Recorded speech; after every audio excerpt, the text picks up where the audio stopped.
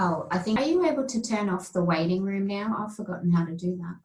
Yes, I just turned it off. Oh, lovely. I've been just clicking admit. And hello, everyone. Thanks, Murray. All right, how are we going? So just, yeah, turn off your cameras if you can. That'd be great. It's just down the bottom where you stop the video.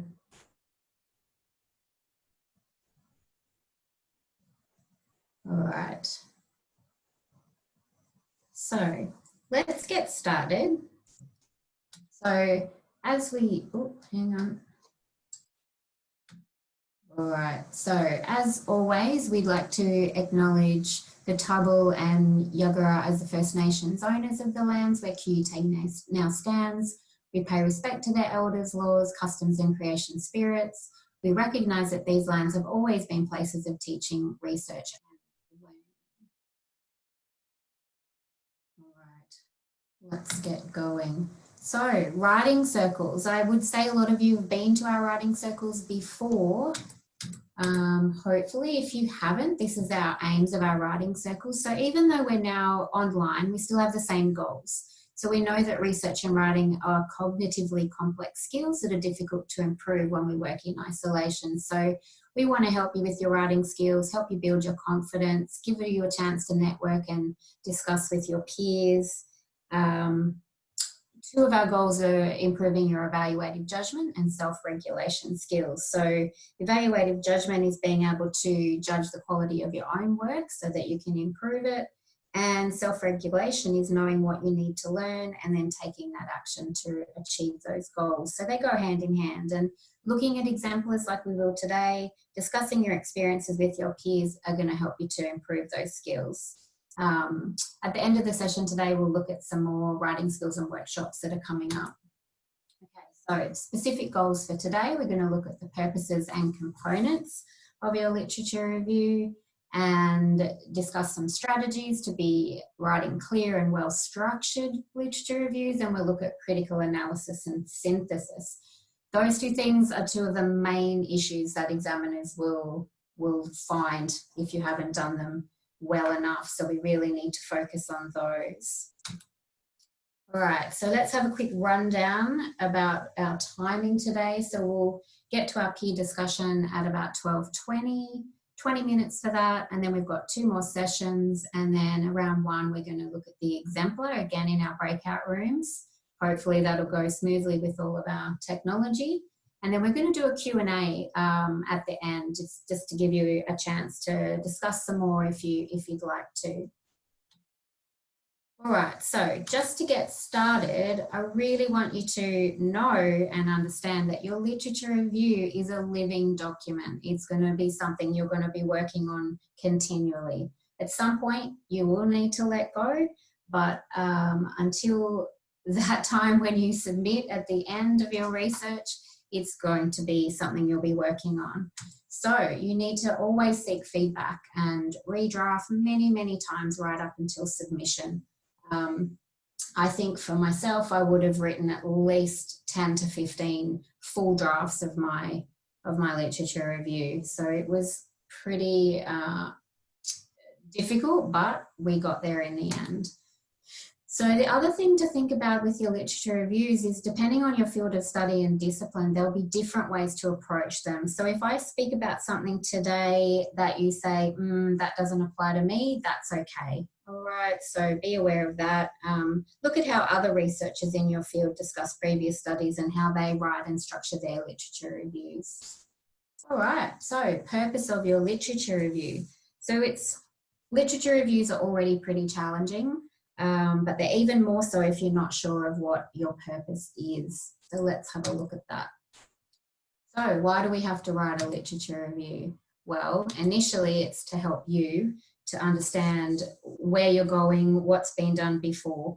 So why would we spend time and money on a research project if we already knew the answers or there was already effective processes or policies? We wouldn't. So one of the first reasons is you need to understand exactly what you're researching and why.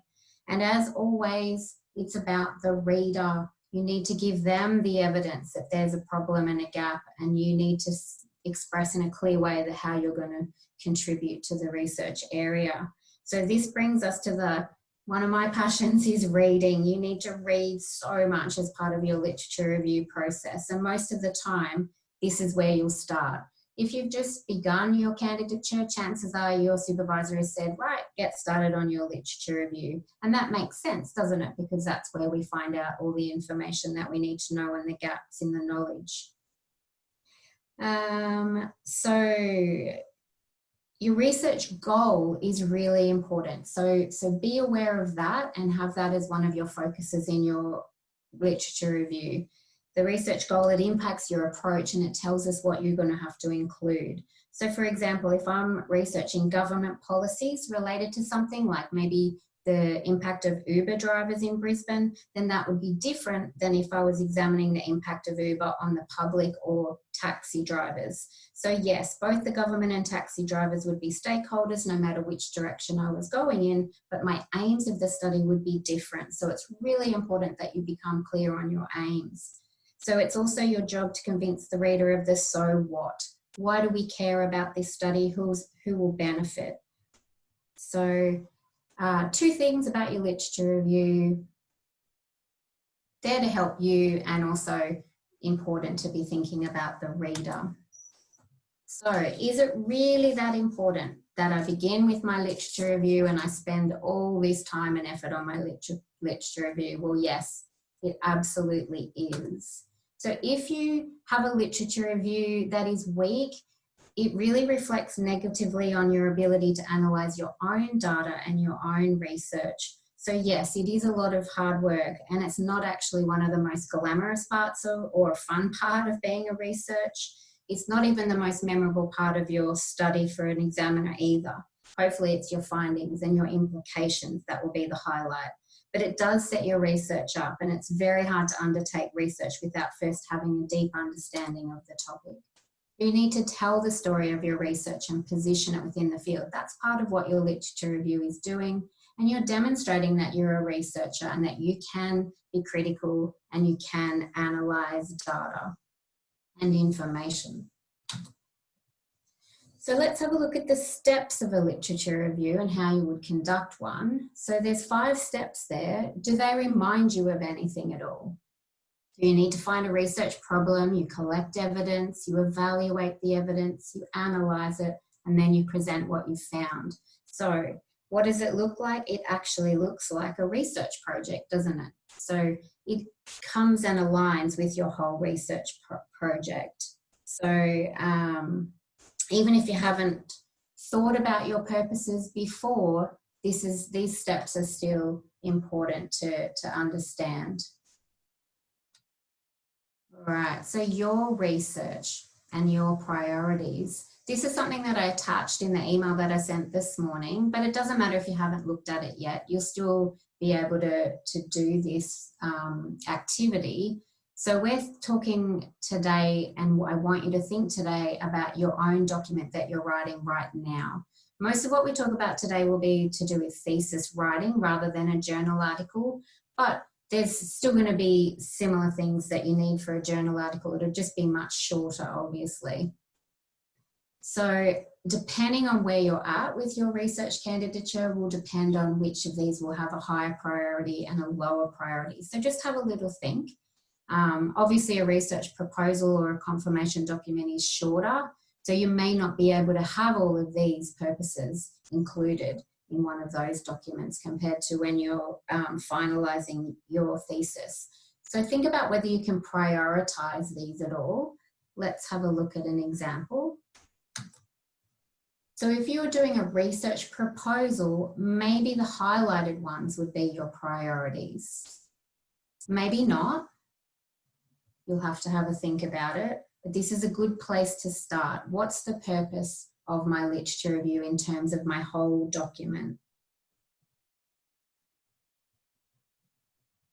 You may not be able to prioritize them yet, but at least know that these would be the main things you would need in that research proposal, and you need to be concise, don't you? You don't have many words at that point for those documents, the confirmation and the proposals. Okay, so what about your final thesis? Probably everything. So you'll need most of these aspects included in there. So this is one of the reasons why writing a literature review is such a big undertaking, and it's also why it's a difficult chapter to write, because there's so many things going on. Okay, another thing to consider is what kind of literature review that you're writing. Most of the time in a thesis, you'll be writing the narrative type of literature review, but maybe you'll be doing a systematic one. So systematic literature reviews are common in health sciences and clinical research and applied research. The concepts we discussed today will be relevant for both, but if you are writing a systematic literature review, you might want to have a look at this online guide that the library has. I think Murray's going to pop that into the chat, that link for you. It was a little bit buried, but it is quite good. It goes through the steps for a systematic literature review. So the main difference is that narrative literature reviews have a broader focus, and there's synthesis of previous studies where the author situates the research into their field of study, whereas systematic literature reviews are very specific and have a systematic approach. So there's a keyword search, and it's very specific about what's not included. And there's very specific steps. So that's something you would have to investigate further. That guide would be a good place to start. Sometimes we are able to publish a systematic literature review. If there's not one being done in your field of study, that's a really good way to get a paper published as well. So something else to think about there. Okay, great. So that's in the chat there for you for anyone who's thinking they might be doing a systematic literature review. All right, let's have a look at these different purposes. First one, scope of your research. This really needs to be told to the reader at the beginning. So maybe you're reviewing across a few different fields of study. You need to tell the reader that, and you need to tell them why. So for example, if I was researching how to improve weight loss for people with type 2 diabetes, I might be looking at literature related to psychology and motivation, as well as diets and nutrition. So this would have to be made explicit and justified to the reader from the start. The idea of what to include, excuse me, and what not to include, this is going to take time. Initially include whatever you think. Never delete anything, by the way. Keep it in there. Have a different version as you add or remove things, because you might need something later on that you didn't think that you needed at the time. So one of the issues with scope is I often see in literature reviews where a student has written about a topic related to a research area, but they have actually included data or information about something that they're not even including in their study. So you're going off track if you do that. So try to avoid that. Sometimes you might need to give information purely because it's an important thing to understand within your research field, but you just need to explain to the reader, okay, I've mentioned this information here. I'm not actually going to be including that in my data collection, but it is an important thing to understand. But then you'll need to tell them why you're not researching that particular thing. It could be simply because you don't have time, and that's okay. You can tell the reader that.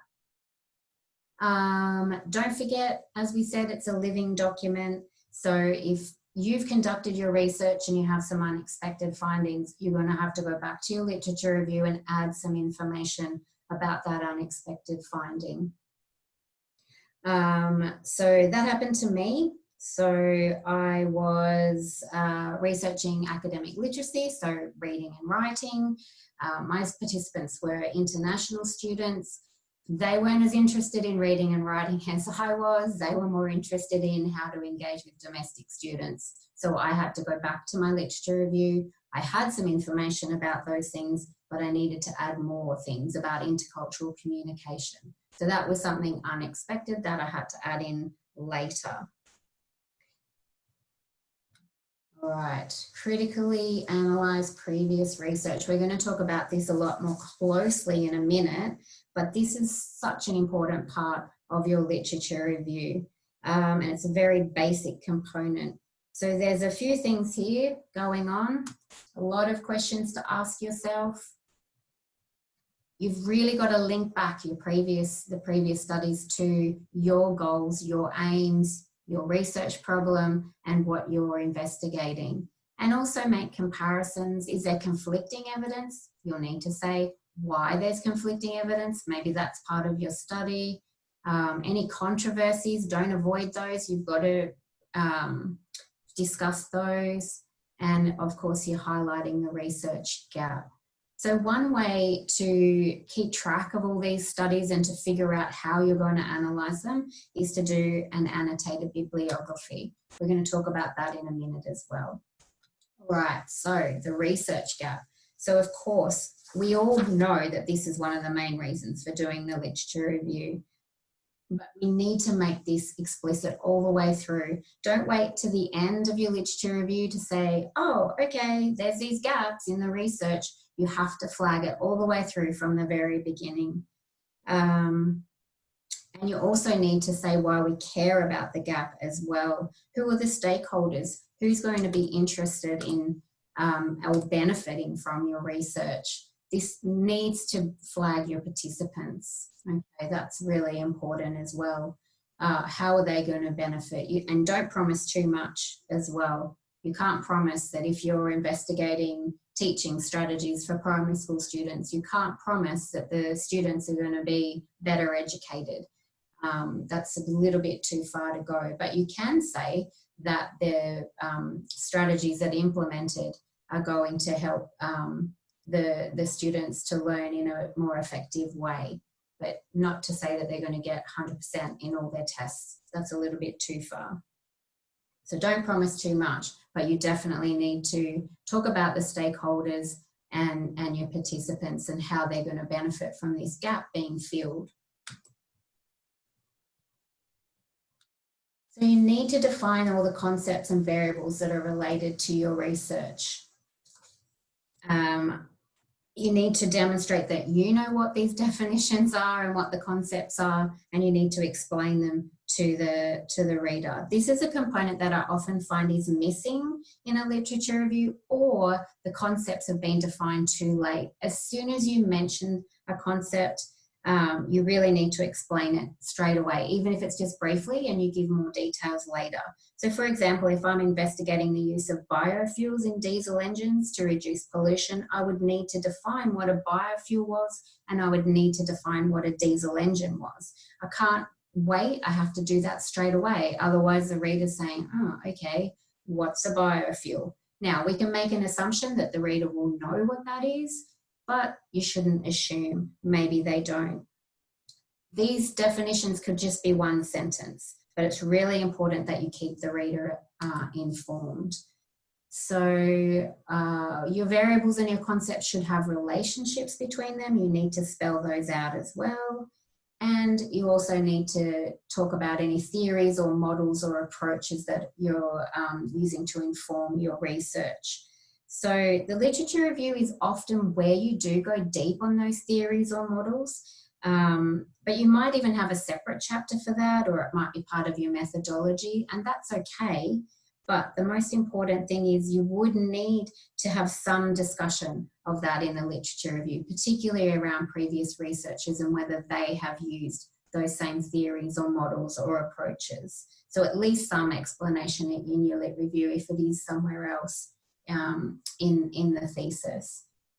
So with your concepts and variables as well, oftentimes you will have already discussed them in chapter 1, but this is a really important part of your document when you have a number of chapters, is you don't know where the examiner is going to start reading, and they may well start with the literature review. So each chapter has to be able to almost stand alone. So even if you've defined everything in chapter 1, or you've got,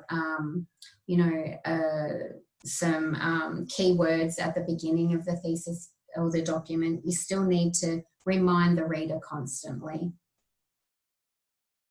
Okay, so methodological approaches. So this is one of the aspects of previous studies that students leave out. So So when you describe a study or mention a previous study and the results, it's really important that you also mention how they got to those findings or conclusions. So whether the studies use the same method as you or not, it doesn't really matter. You still need to mention it.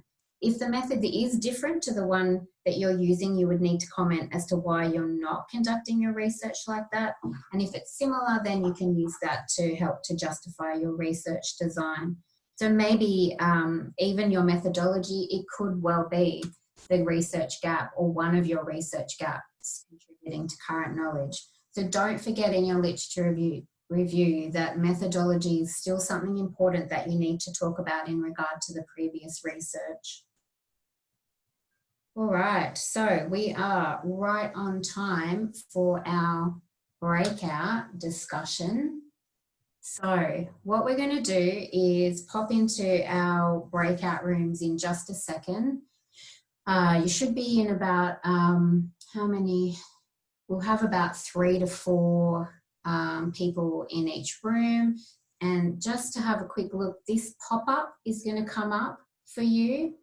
Host is inviting you. You need to press join. Sometimes it's hiding that pop-up. You might have to look for it, but that's how you hop into the breakout rooms. And we've got 2 discussion questions there: the aspects of your literature review that you might have found most challenging, and any strategies that you've used to address these challenges.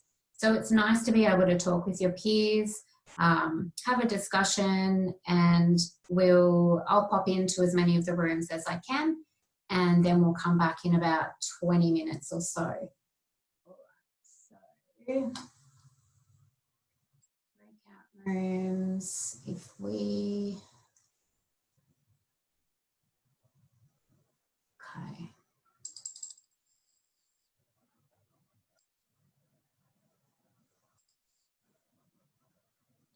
All right, so look out for your pop-up. It's going to come up in a minute, and I'll see you back here soon.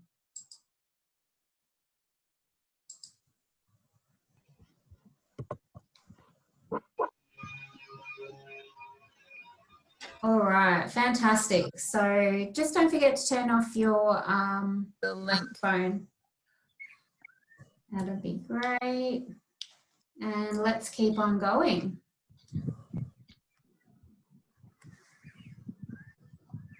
I can just hear a few microphones on. Don't forget to mute. There we go.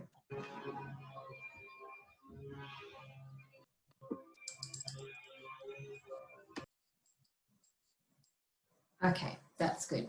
All right. All right, so Murray, is the screen share going okay?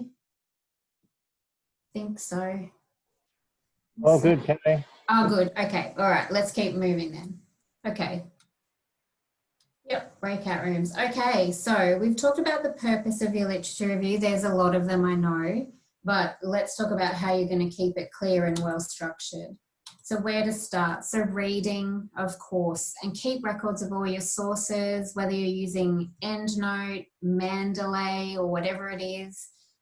Really important to keep records of everything. Even if you think that you might not use it, you never know. So always be clear about the big picture. Like we said, it's all of your purposes. And be clear about what you're demonstrating to the reader, which the fundamental thing is that this research is significant and contributes to our knowledge. So that's something to keep in your mind all the time as well. And as we said with your scope, what to include or not to include, initially include everything, and then you can always cut it out, but save it, of course. You can always cut it later. It's better to include everything even if you're not sure initially, and then you'll have time to think about whether or not it's necessary. So it's really going to take time, this process of your literature review, lots of reading, lots of thinking, lots of drafting as well. So that's going to take time, so be patient and be prepared to make changes as well. As I said, you might think something's not important, then it does become important. And also your literature review is a living document where you're going to have to keep updating constantly. So one thing we talked about just quickly before was an annotated bibliography. So it's usually something that's informal, that you write for yourself to improve your own understanding of all of the things that you're reading. You could also do up a table as well, so you can have all the sources and then have some other columns perhaps, you know, to look at all the different aspects. So then you can start to take a bird's eye view and to compare and find patterns as well. The sorts of things you might look at is what are the research aims of the previous studies, their methods, their argument, results, and think about how the study fits into the field of research and also their limitations. You might want to flag those. They would help with establishing your research gap as well. So with your annotated bibliography, if you were to do something like that, you may not include all of that eventually into your literature review, but it's still not wasted because it's helping your understanding, which is, as we said, a really important purpose of your literature review. So this is what one could potentially look like. Doesn't have to be like this. You might not have it as formal as that. You might want to do dot points. It is a good idea to have the full reference so you can find it again. But again, it's up to you. This is for your own benefit. So you don't have to be this strict, but that would be something that you could model your annotated bibliography on. Okay, so how are you going to structure your literature review? So as we saw, lots of purposes. So the planning can be really messy. There's a lot going on. So my advice is just start writing and worry about the structure later. Now, something to really remember as well is, as with any piece of academic writing, you need an introduction, a body, and a conclusion. That introductory chapter is setting you up or setting the reader up for that whole information to get you started on your literature review. With those final paragraphs, it would probably be more than one in your summary. Don't call it a conclusion as a subheading because you're going to have a conclusion chapter in the end. So don't have that as a subheading, but you will need some kind of summary. So with your introduction, you need to highlight the research problem, you need to highlight that there's gaps, and you need to state why it's significant. Don't make the reader wait till later, okay? It's not like a novel where there's a surprise at the end. You need to keep the reader informed from the very beginning. And with your conclusion, it's basically a mirror of the introduction, okay, where you again highlight the gaps. One way to start with your structuring is to think about how many words or the length or the number of pages that your literature review needs to be. Now, obviously that depends what document you're writing. Your confirmation literature review or your research proposal would be smaller, that's fairly obvious. And then your final literature review for your submission at the end would be much bigger. So if you have an idea of how many words, then you can put some subheadings according to your purposes maybe, or your topics that you know that you have to talk about. And then you can have a look at how many words you might need for all of those subheadings. That's a good way to at least get started. Put a few subheadings, think about how many words you might need to write. If you write more than what you thought that you would need, then obviously you're going to have to go back and make them more concise. Don't forget as well, if you're writing for a journal article, it's going to be even more concise. So you're going to have to be really ruthless about what you leave in. Make sure your subheadings make sense. Don't have, vague subheadings. Make them really clear. You want your reader to look at your table of contents and be very clear about where you're going and what information you're going to be giving them. So subheadings are really important, and you may have to adjust them as you go. So how are you going to organize your previous studies?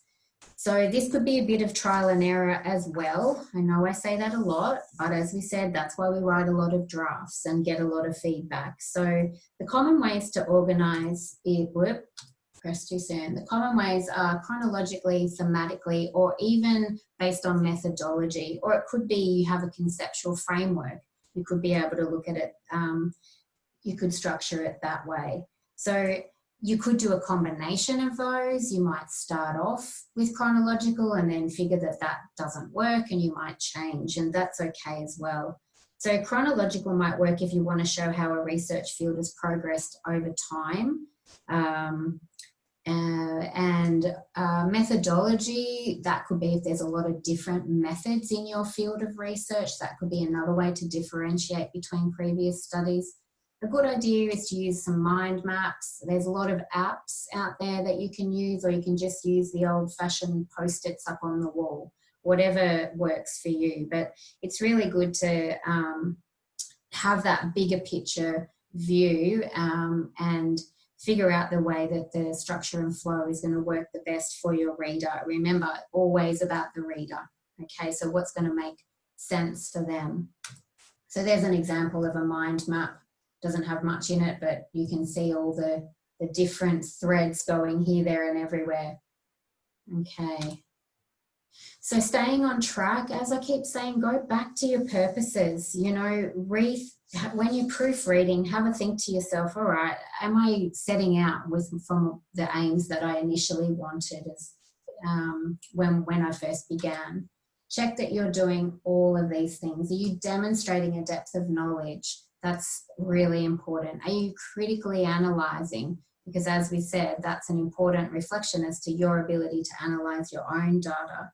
So always think about, what are you demonstrating to the reader? You're demonstrating that you're an expert in the field, that your study has value and it's significant.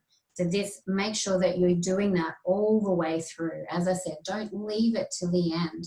You need to be setting that up all the way through and keeping the reader in the loop. Don't make the reader work hard, particularly in the lit review. Imagine how many literature reviews the examiners are reading over the weeks. A lot. So we don't want them to work hard at all. So also think about the big picture of where your literature review sits within the whole thesis or the research proposal or confirmation. My biggest advice is make your so what very clear from the very beginning, and also that you need to keep updating all the way through the research process. We mentioned that before. Maybe you're going to have some kind of unexpected findings, so you will need to keep on adding right up until your submission. So if you're submitting in 2020, you should have a couple of studies from 2020 somewhere in your literature review. It needs to stay up to date. It doesn't mean you need to get rid of ones if you've taken a long time to finish your research. It doesn't mean you have to get rid of the older ones, but you do need to somehow pop somewhere in there some more recent studies. And there will be publications that are recent that you can add. As we said, unexpected findings, you're going to have to go back and add those in. You need to plant the seed in the literature review. You need to mention every sort of concept or possible finding at some stage, even if it's only briefly. So think of your literature review and your discussion as mirrors of each other, okay? So everything that's in your discussion needs to have somewhere been flagged or the seed being planted in the literature review. I told you about what happened in my research where I had to go in and add some more things about intercultural communication because there was unexpected findings. And that's kind of one of the good things about research, isn't it? That we don't know exactly what we're going to find. Okay, so staying on track, and how are we going to demonstrate all these things that we have to demonstrate? Some useful phrases you can find if you, there's the Manchester Academic Phrase Bank. That's really helpful. I would fully recommend that. These are just some really basic useful phrases there. Obviously notice the tense when you're talking about previous studies, plural. Generally you need to be using present perfect. So have shown, have found, and we use present perfect because that's telling us that there was research before and there's still research going on now. Don't forget that research is uncountable as well. Obviously in your proposal you might be in a little bit of future tense at times. Make sure you go back and change that for your final thesis. That's something that I've seen a lot. someone's about to submit their final thesis and they're still in future tense. So not a good idea. All right, so the main things that most literature reviews are critiqued on is critical analysis and synthesis. And why? Because they are hard. So let's have a look. So critical analysis is you've got to make judgments about the things that you're reading and about the literature review and the previous studies. You can't sit on the fence, so to speak. You have to make judgments. And your synthesis means you have to read widely and compare and connect and highlight all the similarities and the differences. So take a stance and explain this in an explicit way. We're going to have a look at some ways that you can do that in a minute. If you just are saying this study did something, this study did something, and this study did something, it's words on a page, it's boring. And your reader is not going to be too excited about your research. And remember, that's what you're wanting to do. You want to persuade your reader that you, in your proposal and your confirmation, you're wanting to persuade the reader that you should go ahead and do your research.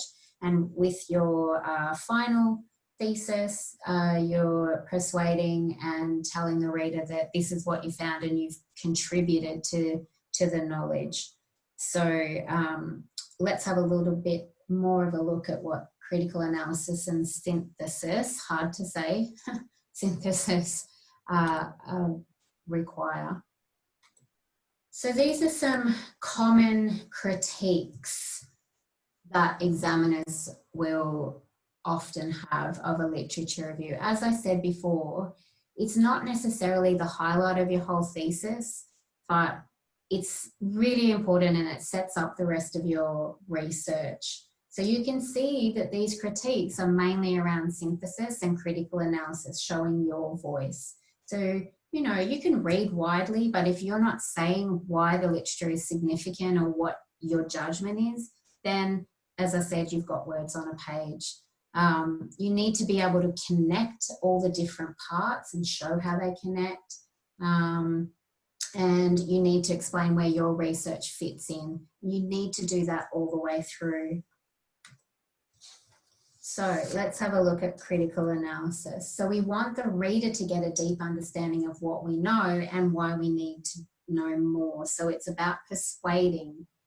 You have to examine previous studies related to your study in a deep way, not just a surface analysis. Look at all the angles, the perspectives, be logical, be clear, because you're setting up your research and your conclusions and your findings.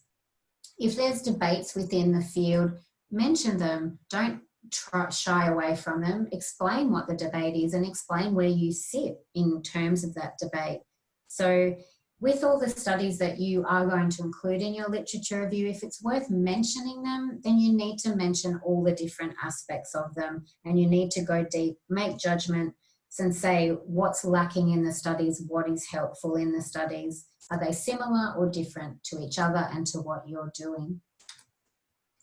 So also this goes back to your research aims and why do we care about this research problem? What don't we know? How can we find out? And about the actions. Remember, ultimately with your conclusions, there's implications. You want someone or something or somewhere we need to have some actions take place and someone's going to carry out those actions. So plant that seed, make it really clear in the literature review that that's where you're headed.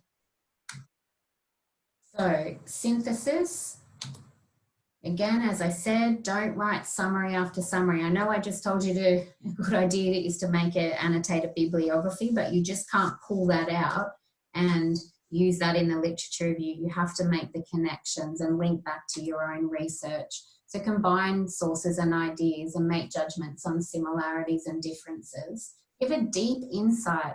Have multiple sources. If you have a paragraph with the same citation, the same source over and over again, that's not good. You need to have multiple sources in there. That's why we read widely. If it's a seminal author or a seminal study, then yes, okay, maybe you do have that paragraph with just that. But most of the time you want to have multiple sources and different citations all the way through the paragraph, and then your voice sentences in there to explain why these sources or the evidence is important. So yeah. The whole idea of the literature review is evidence of what we know and what we don't know, and how your research will help to fill the gap. All right. So another way that we are showing critical analysis in your voice is through your vocabulary. It's really important to have rich vocabulary and describe everything. So see the difference between an issue raised, a significant issue. So you're saying this is important. You're flagging that to the reader. Don't say something's has an influence or an impact. Describe, is it negative? Is it positive? You can use adjectives and adverbs really, really well. And also use your thesaurus as well to mix it up so you're not using the same words over and over again. Just using the word effective is important. Instead of just a method, what kind of method? An effective method is a much better way of writing. So you do the hard work with the words that you use so that the reader doesn't have to work hard. So reporting verbs, you've probably all heard about reporting verbs before. We want to use a range: strong, neutral, and weak. So have a look at those ones there. Explain, describe, suggests. So they're neutral reporting verbs, and that's fine to be using those. We can't always use strong or weak.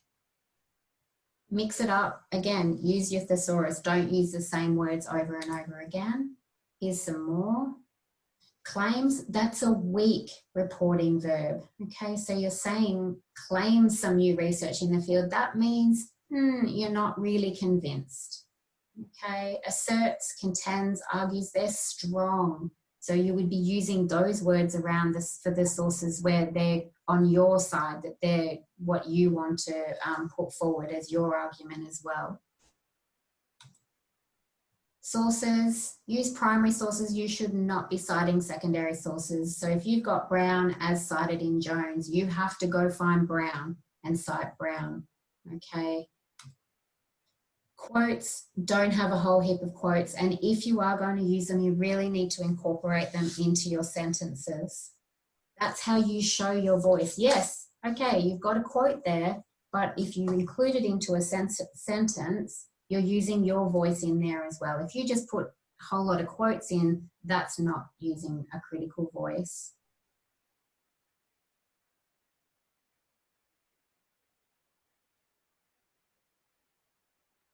Okay. Mix up the way you cite your sources. It's really boring if you just have those information prominent citations over and over and over again. Use the author's name in the sentence as well. Okay, Jones found, and that's where your reporting verbs come in. So mix it up. So we're just going to have a really quick look at an example. And I want to show you, because when we break out in a minute to look at our exemplar, you guys are going to do some annotating. So I can't actually show you that part of my screen, but as you can see here, I've got the pen and I'm ready to go. So we're just going to have a really quick look because we are running late on time, just slightly.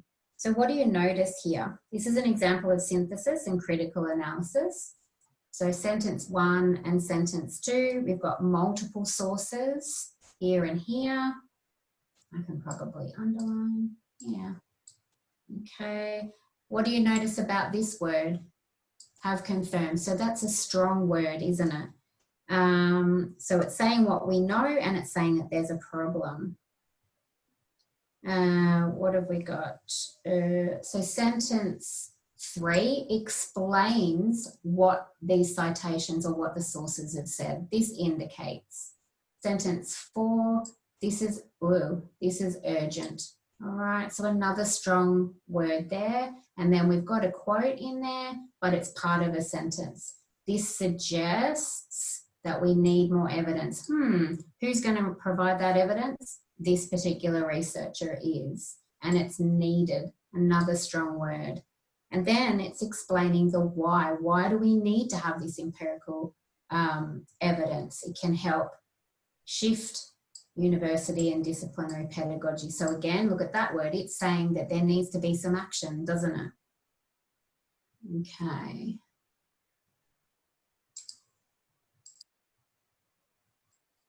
All right, and let's move on. So really quickly, some common challenges, which we've already talked about. This is the types of things your examiners might say, or your supervisors. Lacks a clear structure. So we're going to use our mind maps. We're going to figure out a structure and explain it to the reader and do some trial and error to see what flows well. Too broad. It means you don't have enough detail. Yes, you've got all the sources there, but you haven't told us the where, the who, and the why.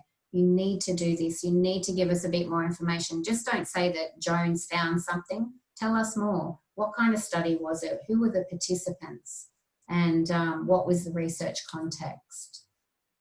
Not up to date. As we said, you've got to keep reading and adding to your literature review. Make sure you include seminal articles and researchers. If you're not sure, ask your supervisor. Read all your reference lists. Really, really important. That you include everybody who's an important researcher in your field.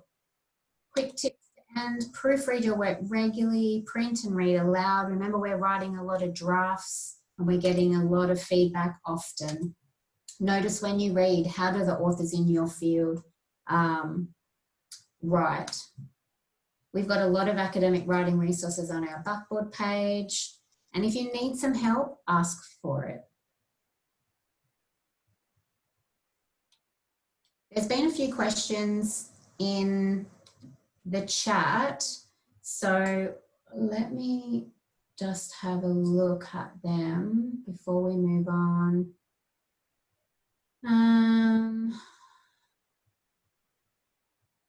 Yeah, we'll have a look at those at the end of the session because they're a little bit complicated. Oh, there's just that one. Yeah, all right. Let's move on just before we break. What I want you to remember is you have a living document, okay? You've got to keep working on it. You need to clearly define everything that's important for your research and your contribution, and you're informing and persuading your reader. You're showing that you've got a deep understanding of your field of study and that you are a researcher and can undertake a robust research project. Okay, so this is the important thing now where we're going to look at the exemplar.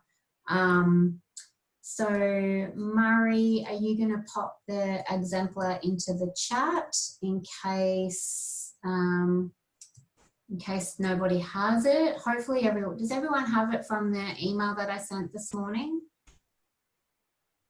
And let's really quickly see what's going to happen. Okay, so hopefully you can still see my screen now. All right, so when you get to your breakout rooms, so yes, we can see the screen. Is that, yep, perfect. Okay, thanks, Tosh. All right, there'll be a share screen button. So choose somebody to do that. Doesn't matter who it is. And then they're going to open the exemplar document. Click on the share screen. It'll look like, sort of like this.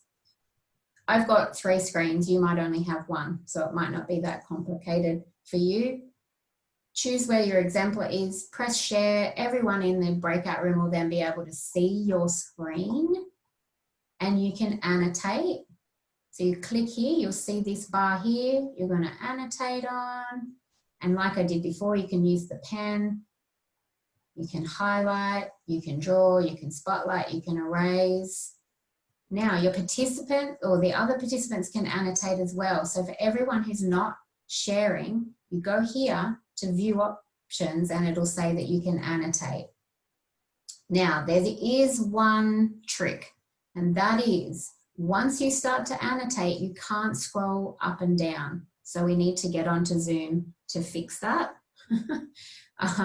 So it is a little bit annoying. So make sure you've got the full paragraph in your screen. Then you do your annotating. Everybody can have a go, and you can talk about, there's a few questions that you'll see in the exemplar. Once you've done one of the paragraphs, the person sharing the screen, you have to press clear. It'll say clear all drawings. You have to X out, scroll to the next paragraph, and then you go to annotate again. So sorry that that's a little bit complicated. I can't help that one, but you know, worst case scenario, if you get into your breakout room and no one can sort of figure out the sharing or the annotating's not working, at least you've all got a copy of the exemplar. That's why I emailed it to you. You can still at least talk about it. Let's get rid of that. All right, so we got around, we'll still have about 15 minutes. I know we're running a little bit late, but that's okay. All right, I'm going to pop you into your breakout rooms again. You'll be with different people this time, I would guess. I'm not able to do anything about that, sorry, but yeah, I'll pop in when I can, and then we'll come back. So don't forget to come back, because we're going to do a little Q&A where you can ask each other questions and ask me questions as well. And if you can't stay, don't forget we've got a Yammer discussion that was also in the email. It's on our Blackboard page where you can make any comments or questions as well. All right, let's pop into our breakout rooms and have a look at the exemplar. And you've got some questions there as well that you can have a look at. Look at all the words, look at all the linking, look at everything that we've talked about.